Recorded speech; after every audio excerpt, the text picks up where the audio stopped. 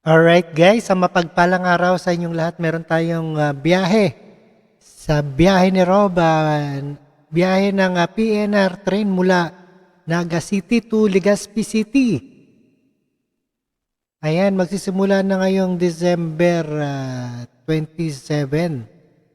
Alright, no other further ado, panoorin po natin at ito ay dito sa Miyerkules noong December 27 ang biyahe ng tren Philippine National Railways mula Naga City to Legazpi ay ngayong araw simula na ng Philippine National Railways o PNRB.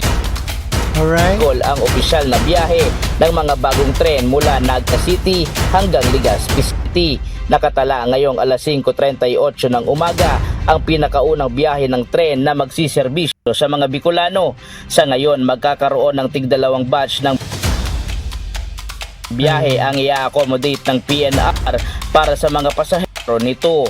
Mga makabago at komportableng mga bago naman ang handog ng PNR sa mga kababayang Bicolano sa muling pagbukas nito matapos pansamantalang matigil ang operasyon.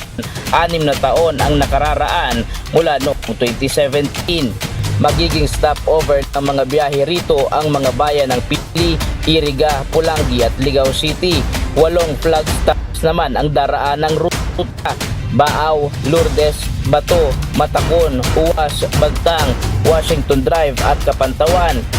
Ang pamasahe sa naturang tren ay mula 15 pesos sa unang istasyon at aabot hanggang 155 pesos sa huling istasyon na pupuntahan.